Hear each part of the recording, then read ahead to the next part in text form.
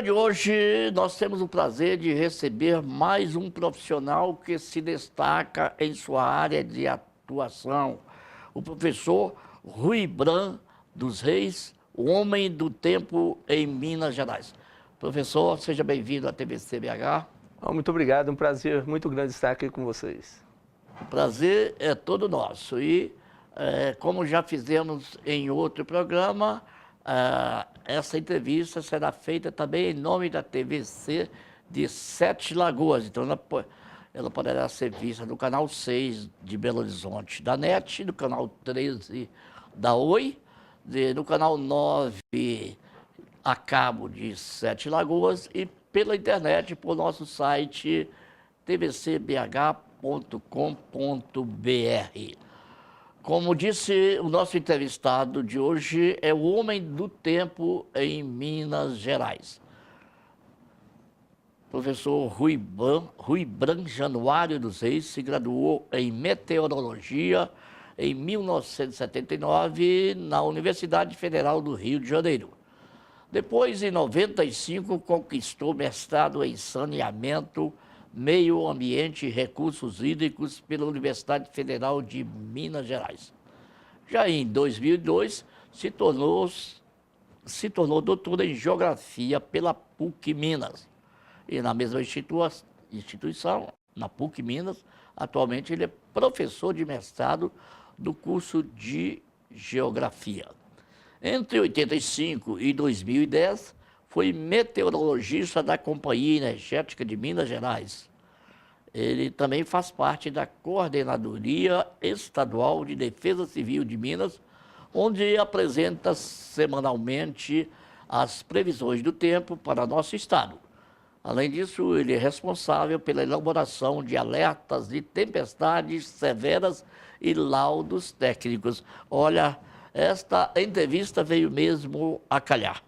No ano de pouca chuva, de chuvas atípicas, como as verificadas ontem, dia 6, hoje, e ainda hoje, anteontem, aqui em Belo Horizonte, nada como uma conversa com um doutor e professor em meteorologia.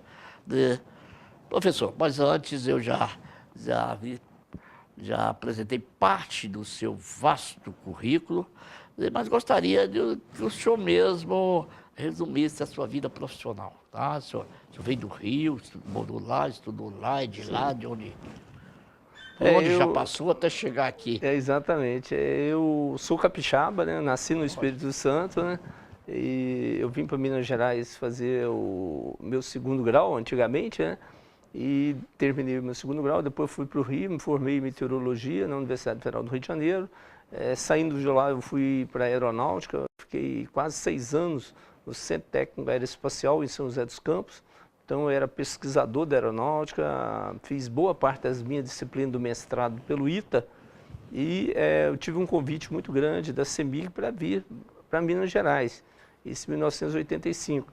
Então, por questões de família, né, porque São José dos Campos era muito distante, aqui de Minas, tudo, principalmente dos meus familiares, eu vim para Minas. E na CEMIG eu fiquei durante 27 anos. Eu já sou professor da PUC Minas, já tem 16 anos que eu dou aula, tanto no curso de graduação como no curso de mestrado. E desenvolvo muitas pesquisas, né? Nós já lançamos, inclusive, o Atlas Solarimétrico de Minas Gerais, é o primeiro Atlas assim, que mostra locais com potencial para geração de energia solarimétrica, energia limpa, né? No Brasil. Então, Minas Gerais foi o primeiro estado a lançar. Nós estamos fazendo também agora, eu coordenando um projeto do Atlas de Biomassa do estado de Minas Gerais. Já coordenei vários projetos de desenvolvimento de software, muitos trabalhos também na aplicação voltada para a defesa civil, em termos de mapeamento de área de risco. Então, são trabalhos assim que desenvolve bastante lá no curso de mestrado. Olha, estudou no ITA, pelo que eu me lembro, no Instituto. Ele falou, estudou no ITA era o máximo que existia, pelo menos na minha época de universitário, no Instituto de Tecnologia da Aeronáutica. Exatamente. Mas o senhor é militar? Ou só? Eu era pesquisador, era Pesquisa, pesquisador da aeronáutica, não cheguei a ser militar, mas tinha carteira de identidade, né?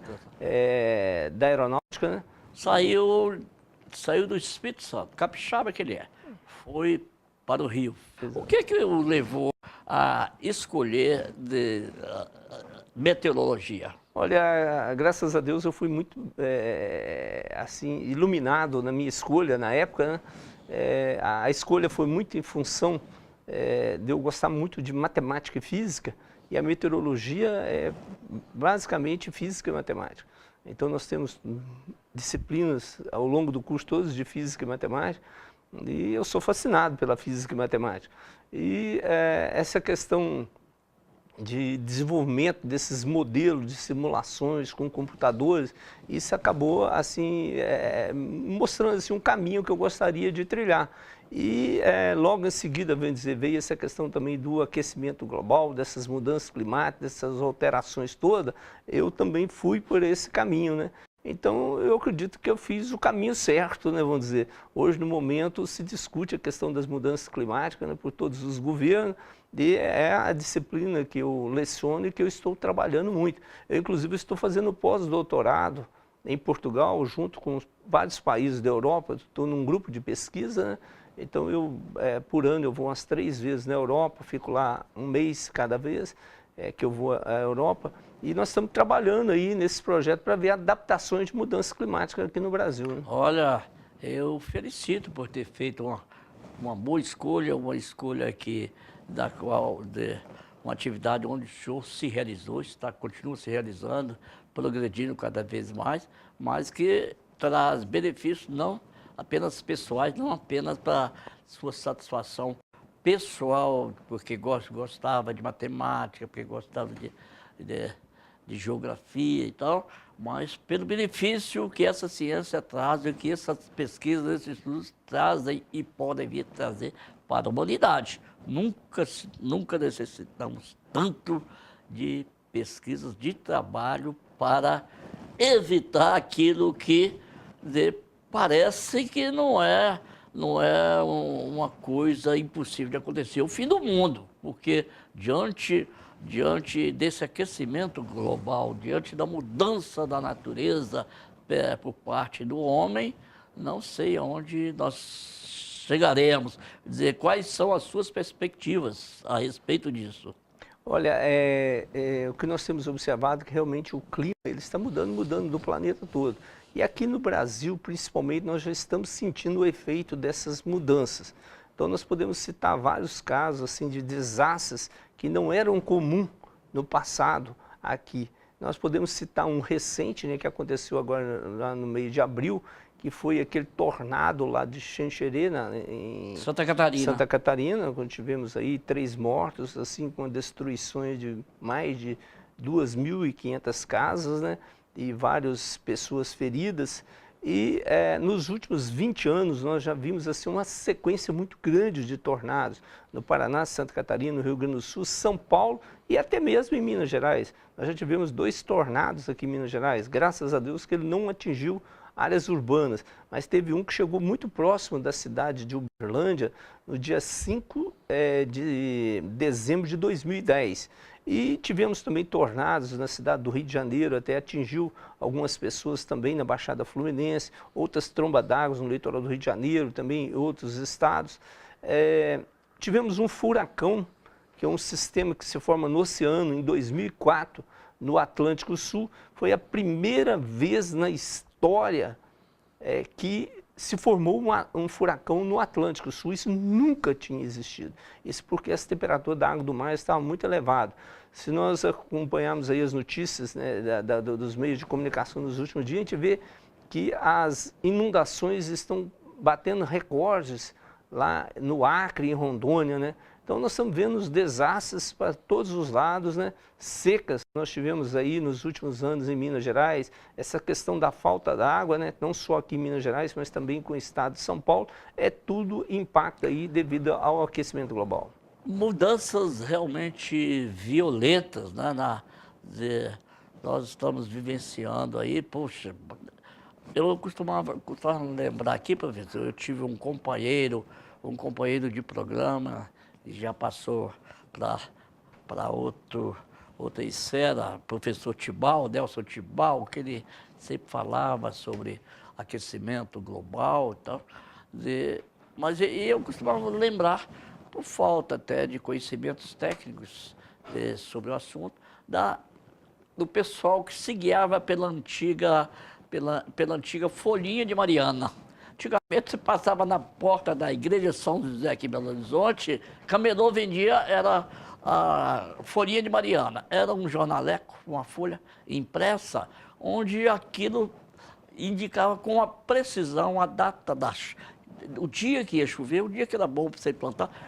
Muita gente se guiava por aquilo e dizer da onde surgia aquela folhinha, não sei, certamente dos antigos, mas ela era bem correta. Como o homem do campo olhava para o tempo e falava, vai chover amanhã ou depois, ou à noite e tal. Sim. Hoje ninguém consegue mais prever nada, a não ser os senhores que são da área da meteorologia, né?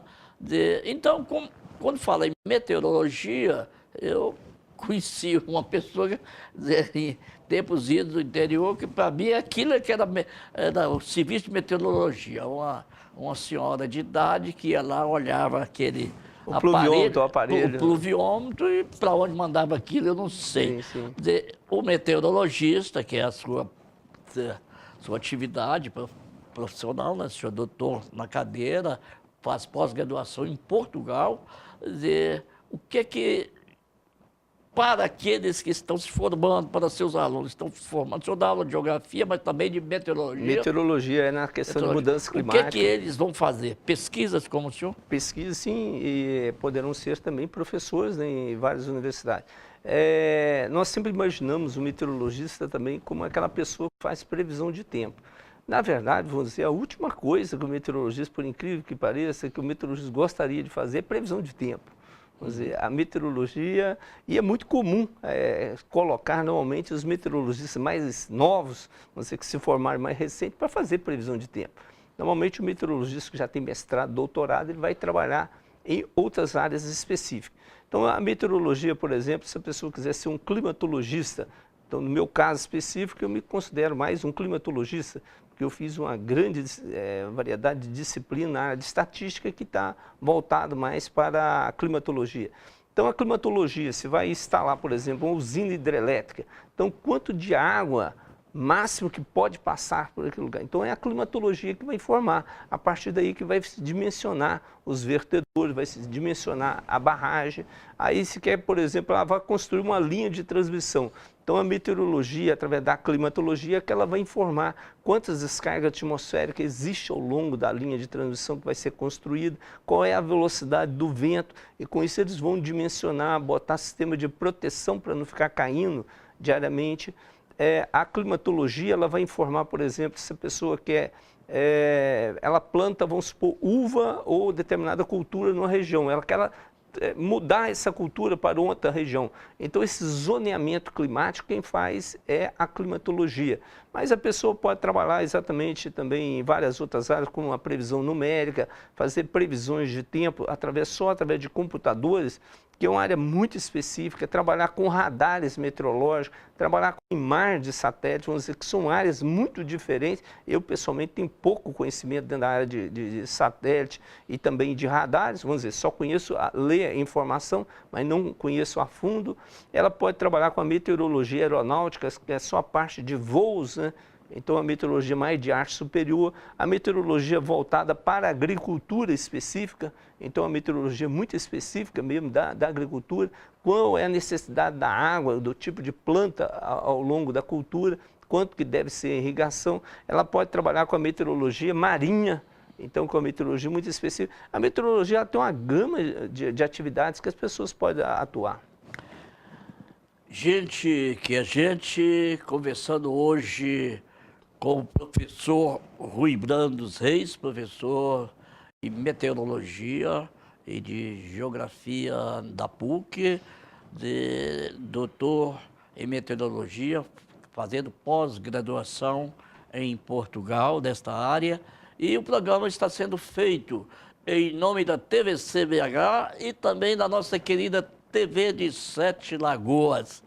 Esse programa pode ser visto aqui em Belo Horizonte, né, nos canais a cabo NET, Canal 6, 13 da Oi, pela internet www.tvcbh.com.br e também em Sete Lagoas pelo canal 9, ok? Nós vamos a um rápido intervalo e já voltaremos com Gente que é Gente.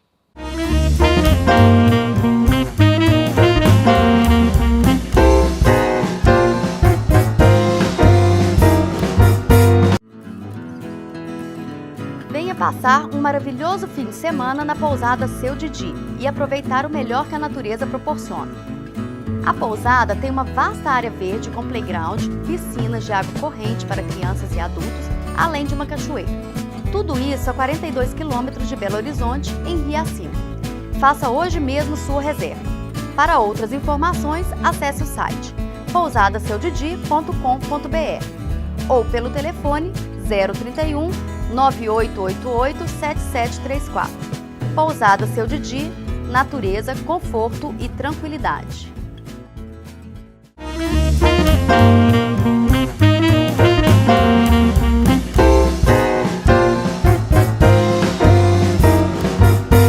No programa de hoje, nós estamos conversando com um profissional, um professor de uma área pouco conhecida, pouco divulgada, o professor de meteorologia, o professor Rui Bran dos Reis, que do início apresentei como um homem do tempo, depois da nossa conversa inicial. A previsão de tempo é uma ciência, ou não, com grande margem de acerto atualmente. Tem sim.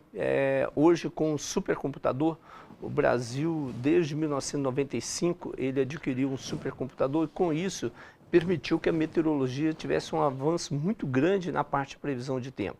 Porque o que acontecia é que os meteorologistas já tinham um volume de informação muito grande, tanto de nível de superfície como de nível superior, então vários níveis da atmosfera, mas não conseguiam processar essas informações a tempo de se fazer uma previsão do tempo.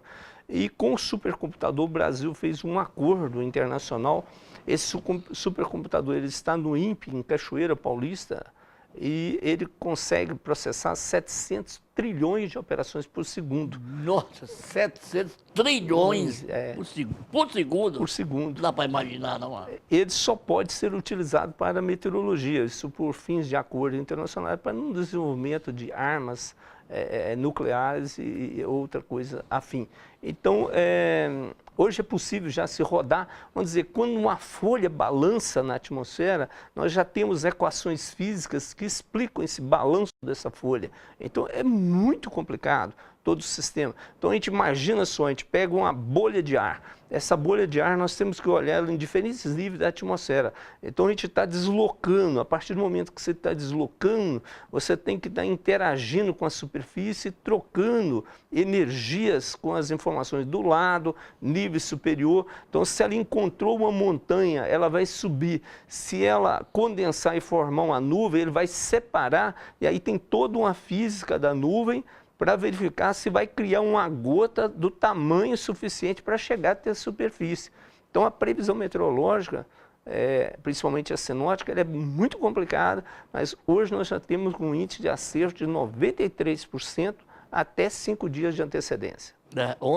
Antigamente era até motivo de chacota, né, as previsões do tempo, porque anunciava, vai chover amanhã ou depois, não acontecia isso. Às vezes acontecia, né? Mas os erros eram mais lembrados do que os acertos, né? E isso também, antigamente, estou falando também, isso é bom a gente frisar, que até a regulamentação da profissão, que se deu na década de 80, vamos dizer, a maioria das pessoas que faziam meteorologia, que apresentavam, não eram meteorologistas, eram simplesmente técnicos, que através de um conhecimento, né, eles procuravam fazer uma previsão do tempo. Aí depois da regulamentação da profissão, hoje nós temos CREA, né? Então nós pagamos anualmente o CREA, inclusive para poder verificar quem realmente está atuando na área, e com isso houve uma melhora muito grande nas previsões do tempo. Mas era realmente do jeito que o senhor falou, né? Eu gostaria de discutir com o senhor, de aprender com o senhor um pouco mais sobre o aquecimento global. Mas vamos num negócio mais latente, mais atual. O que aconteceu aqui ontem em Belo Horizonte, Minas Gerais, dessa chuva, choveu, o tempo mudou completamente. Tem alguma explicação aí científica para o que ocorreu? Olha, se nós observarmos o que aconteceu nesse período chuvoso, 2014, 2015, o período chuvoso nosso ele começa em outubro, termina em abril, o nosso período seco começa em maio, termina em setembro. De outubro a dezembro, nós tivemos chuvas praticamente em todo o estado de Minas Gerais, muito abaixo da média histórica. Dezembro não tivemos chuvas significativas nenhuma no estado. Em janeiro desse ano também tivemos aí um janeiro com muito sol e calor praticamente em todo o estado de Minas Gerais. As chuvas só voltaram a acontecer a partir da segunda quinzena do mês de fevereiro. Ficaram em torno da média histórica em boa parte do estado. Choveu bem no mês de março, mês de abril, e não é comum chuvas no mês de maio. Mas o nosso mês de maio, o nosso outono, que a característica dele é marcante de dias com céu claro, temperaturas agradáveis durante o dia e à noite queda da temperatura, que é comum devido à ausência da nebulosidade, madrugadas aí com formação de nevoeiros em boa parte dos municípios em torno da região metropolitana. E o que nós vimos aí nos últimos dias foi a chegada de uma frente fria que provocou chuvas desde as regiões norte, noroeste, triângulo, região metropolitana, zona da mata, e chuvas parecendo que nós estávamos em pleno período chuvoso. Até parecia que nós estávamos no mês de dezembro, aquela chuva intermitente, fininha, durante o dia, 2 dias seguidos com chuva. Situação muito atípica realmente desse ano. Foi uma frente fria que produziu.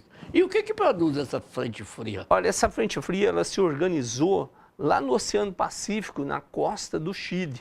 Ela avançou e teve um deslocamento muito rápido. E devido às altas temperaturas que estavam acontecendo na Amazônia, houve um deslocamento da massa de ar quente da Amazônia e o encontro com essa massa de ar frio que estava em Minas Gerais, forma um sistema que nós chamamos de zona de convergência do Atlântico Sul, acabou intensificando, gerando aí uma banda de nuvens muito grande que atingiu o estado de Minas Gerais todo. Isso não é comum para essa época do ano. Normalmente a gente verifica e temperaturas baixas, né? As massas de ar que chegam aqui para nós, no máximo que provocam no mês de maio, junho e julho, às vezes é um chuvisco no sul de Minas, na zona da mata, e aqui para nós são temperaturas baixas, né? Olha aí, Santiago, aí de Sete Lagoas, eu estou ficando fascinado com a meteorologia, vou aprender um pouco sobre isso. Muito mais do que eu estou aprendendo agora neste programa, hein? Agora imagina os antigos navegantes, né? Eles tinham, exercitavam uma meteorologia, sim. Sem recursos, sem equipamento, mas tinha uma ciência antiga que fazia eles chegar dependendo do destino, sabendo se a tempestade ia deixar ou não. É verdade. A meteorologia ela começou há 340 anos antes de Cristo, já com Aristóteles na Grécia. Ele, com observações visuais, ele verificou, né, que ventos de determinadas direções poderiam causar tempestades, outros ventos em outras direções causavam simplesmente calmaria. Então a meteorologia foi evoluindo. Depois nós tivemos aí também um outro filósofo que chegou a fazer também um livro de sinais, né, da meteorologia, mas somente em 1593, aí com Galileu Galilei, né, que inventou o termômetro, que começou a descobrir, né, os instrumentos meteorológicos e começaram a ficar as informações quantitativas, né?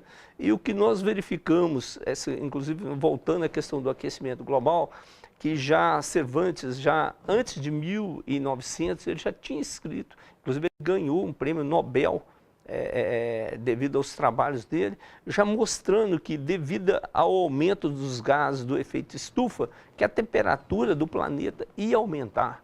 Onde isso há mais de 100 anos atrás já se falava. Infelizmente, né, nós não fizemos nada para melhorar e não estamos fazendo nada para melhorar. E o que nós estamos vendo é que essa variabilidade do clima de um ano para outro está muito grande. É muito ao contrário. Temos feito muito para piorar a contribuição do homem para a mudança ou destruição da natureza é uma coisa incrível. Ninguém acredita naquilo que está vendo. O aquecimento global, que tanto se falava, está aí para qualquer um ver. Onde é que a gente imaginou essas mudanças climáticas tão violentas? O professor falou aqui sobre, mencionou aqui os tornados, o tornado verificado recentemente em Santa Catarina, que deixou vítimas, falou sobre outros fenômenos ocorridos. Isso a gente não conhecia no Brasil. O Brasil era uma terra abençoada por Deus. Deus, sempre foi dito, Deus é brasileiro. Terremoto, vulcão, tempestade, temporária, tornado, furacão. Isso era nos outros países, a gente nunca conhecia isso. Não. Agora, inclusive na sua terra, no Espírito Santo, salvo engano, foram verificados vários tremores de terra. Isso. Olha, o que são esses tremores? Né? Isso pode evoluir para coisas piores, fenômenos piores? Olha, nós estamos verificando que, infelizmente, as catástrofes estão cada dia intensificando no planeta. Nós temos que lembrar também em 2008, né, em setembro de 2008, aquela famosa chuva de granizo, né, que atingiu aqui a região metropolitana, né, causando um desastre imenso, né, aqui, inclusive com 2 mortes no município de Betim, né, devido àquelas fortes chuvas e com granizo, chuvas muito rápidas. E eu tenho sempre feito palestra para as coordenadorias municipais de defesa civil de todo o estado, sempre discutindo da importância da coordenadoria municipal de defesa civil dos municípios, no sentido de estar dando alerta para a população, estar orientando as populações por causa dos desastres, que infelizmente nós não sabemos, vamos dizer, a intensificação dos desastres, vamos dizer, eles podem ser muito maiores, então, no próximo período chuvoso do que aconteceu em anos anteriores. Então, fenômenos que às vezes a gente vê falar que acontecem em outros estados, como nós tivemos o caso, por exemplo, lá em São Luís do Paraitinga, no interior do estado de São Paulo, aí há 3 anos atrás, nós tivemos uma inundação. Se a gente imaginar, a igreja normalmente, numa cidade, ela é construída sempre no ponto mais alto. Então, mais de 80 anos, aquela igreja lá, ela foi simplesmente derrubada pela inundação. Aí perguntava às pessoas, não, ninguém nunca viu a inundação dessa, nunca viu nada. Isso pode acontecer em qualquer lugar. Nós tivemos também essas grandes chuvas, inundações, né, que atingiu a região serrana do Rio de Janeiro, que tivemos quase 1000 pessoas, né, que infelizmente faleceram devido àquelas inundações. Então os fenômenos estão cada vez mais intensos. E o contrário acontece, a seca. Por que os nossos reservatórios estão em níveis tão baixos, sujeitos a racionamento da água, né? Aí talvez entre como explicação o aquecimento global, com que eu vou finalizar o nosso bate-papo com o professor Rui. Mas antes eu gostaria que ele falasse um pouco sobre o seu livro, O Tempo Nosso de Cada Dia. Ah, sim, O Tempo Nosso de Cada Dia, inclusive você citou aí no início, né, a questão da Folia Mariana. Eu também tenho um capítulo que eu dedico aí à Folia Mariana, faço toda uma análise sobre o trabalho, exatamente, sobre a valorização, né, mas é um livro com curiosidades, né, então ele tem vários artigos. Então ele explica a questão dos nomes, dos furacões que a gente vê tanto falar aí que acontece nos Estados Unidos. Então várias curiosidades, né? O Natal nosso, né? Então assim, por que o Papai Noel usa uma roupa tão forte? Daquele nosso Natal aqui, né? É um Natal com temperaturas elevadas, chuvoso. O Papai Noel deveria usar bermuda, guarda-chuva, alguma coisa parecida. Então é um livro muito de curiosidade. Interessante. Encontra aí nas livrarias? Ele encontra, sim, na leitura, né? E está disponível, né? Então vamos correndo comprar esse livro, O Tempo Nosso de Cada Dia. Professor, infelizmente o nosso tempo está esgotando. Agradeço imensamente pela aula que o senhor deu para mim e para os nossos telespectadores aqui neste programa, ok? Muito obrigado, foi um prazer muito grande. Só fechando meu currículo, né? Eu não gostaria de deixar de falar, vamos dizer, meu currículo extenso, mas eu sou casado há 34 anos, tenho 3 filhos já, um com doutorado, outro terminando doutorado e o outro já com mestrado. Então, graças a Deus, uma família muito unida. Olha, segundo disse o Wilson Dias, o cantor do Jequitinhonha, num show que deu hoje, falou, o senhor já tem umas 3 previdências privadas, sem contar com a mulher, que foi o investimento que o senhor fez nesses filhos. Parabéns. Parabéns, professor. Muito obrigado a vocês, caros telespectadores, por sua audiência. Olá, 7 Lagoas, olá, TV 7 Lagoas, olá, amigos telespectadores da TV CBH. Aquele abraço.